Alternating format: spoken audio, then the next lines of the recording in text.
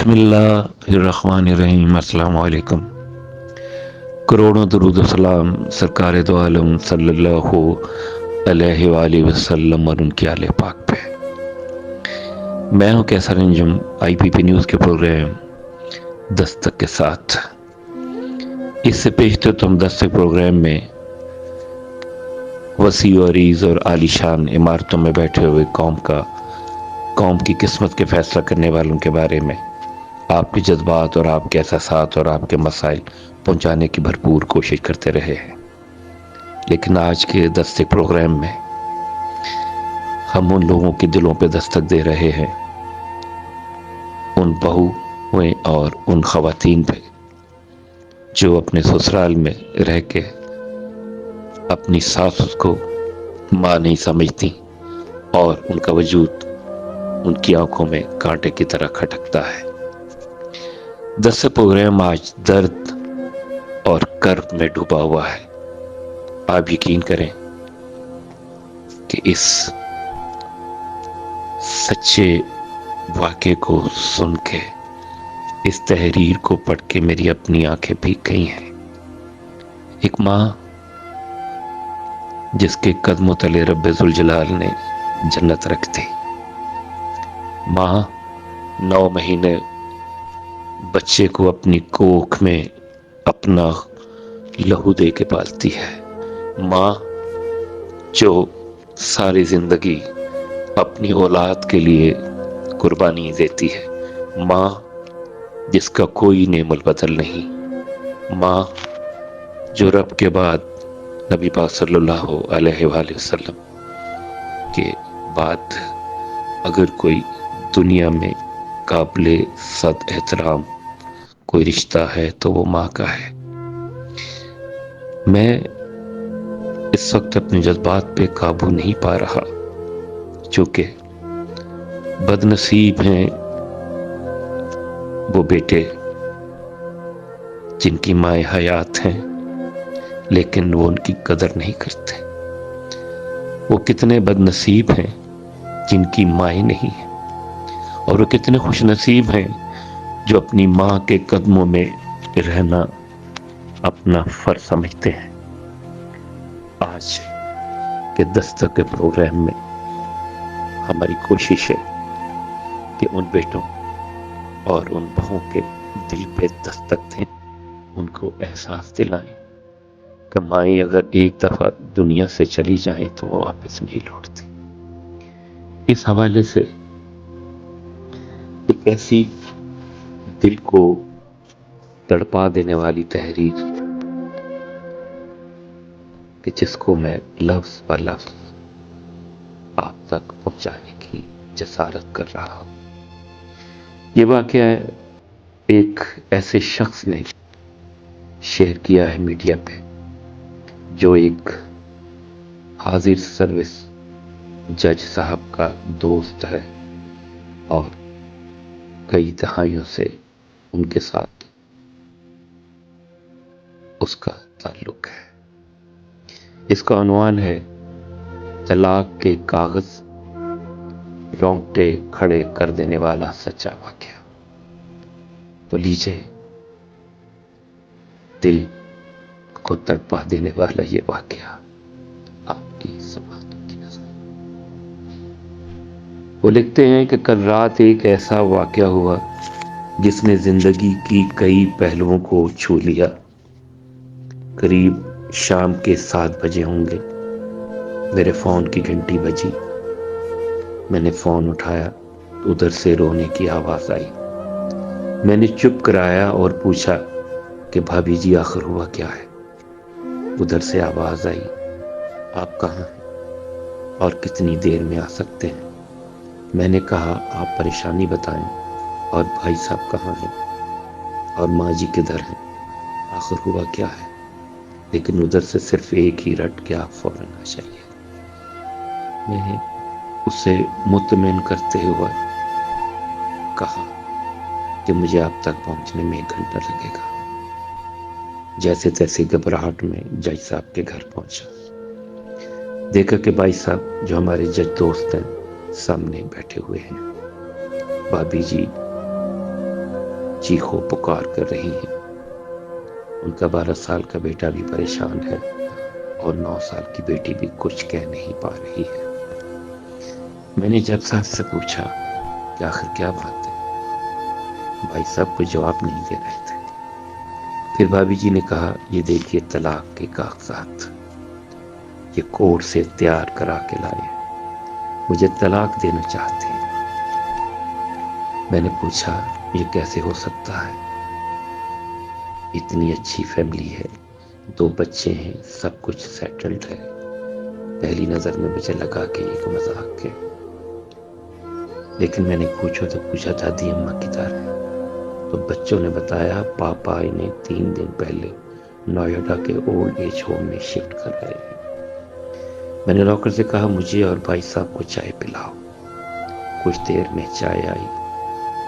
بھائی صاحب کو میں نے بہت کوشش کی کہ وہ چائے پی لیں، مگر انہوں نے نہیں پی، اور کچھ ہی دیر میں وہ معصوم بچے کی طرح پھوٹ پھوٹ کر رونے لگے اور بولے میں نے 3 دنوں سے کچھ بھی نہیں کھایا۔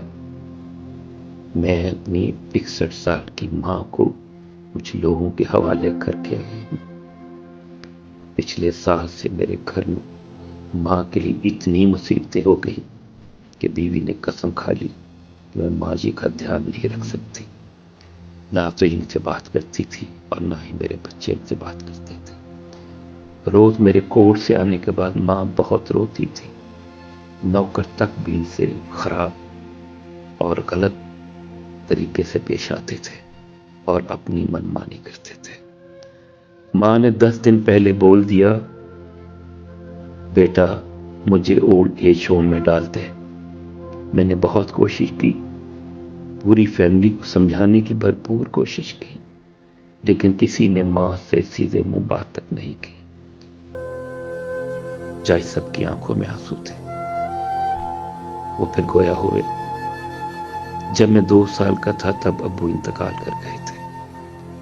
ماں نے دوسروں کے گھروں میں کام کر کے مجھے پڑھایا، اس قابل بنایا کہ میں آج ایک جج ہوں۔ لوگ بتاتے ہیں کہ ماں دوسروں کے گھر کام کرتے وقت کبھی بھی مجھے اکیلا نہیں چھوڑتی تھی۔ اس ماں کو آج اولڈ ایج ہوم میں چھوڑ آیا ہوں۔ میں اپنی ماں کی ایک ایک درد اور کرب اور دکھ کو یاد کر کے تڑپ رہا ہوں جو انہوں نے صرف میرے لیے اٹھائے تھے۔ مجھے آج بھی یاد ہے جب میں میٹرک امتحان دینے والا تھا، میرے ساتھ رات بھر بیٹھی رہتی تھی۔ ایک بار جب میں اسکول سے گھر آیا تو ماں کو بہت زبردست بخار میں مبتلا ہوا ہے، پورا جسم گرم اور تپ رہا تھا۔ میں نے ماں سے کہا مجھے تیز بخار ہے، تب ماں ہنستے ہوئے بولی ابھی کھانا بنا کر آئی ہوں اس لیے گرم ہے۔ لوگوں سے ادھار مانگ کر مجھے یونیورسٹی سے LLB تک پڑھایا۔ مجھے ٹیوشن تک نہیں پڑھانے دیتی تھی کہ کہیں میرا وقت برباد نہ ہو جائے۔ کہتے کہتے وہ اور زیادہ زور سے رونے لگے اور کہنے لگے جب ایسی ماں کے ہم نہیں ہو سکے تو اپنے بیوی اور بچوں کے کیا ہوں گے؟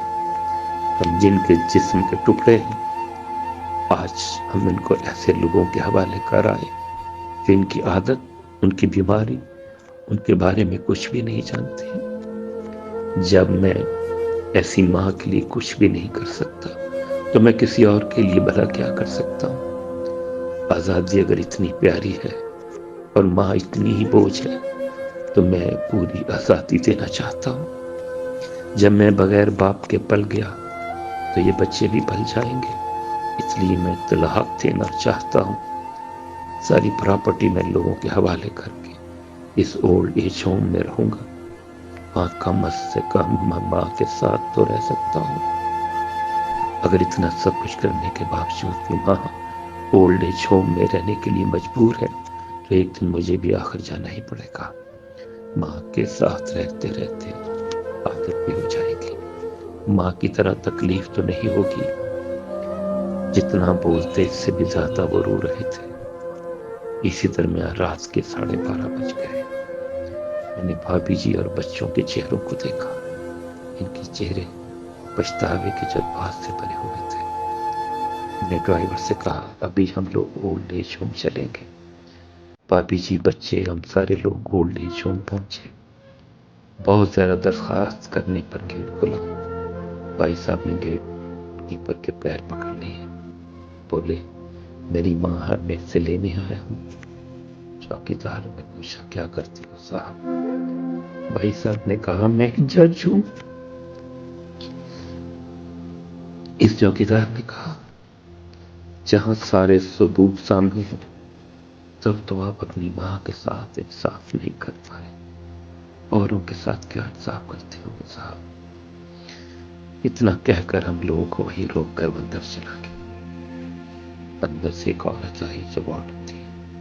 اس نے بڑے زہریلی لفظ میں کہا 2 بجے رات کو آپ لے جائیں اور انہیں جا کے مار دیں تو میں اللہ کو کیا جواب دوں گی.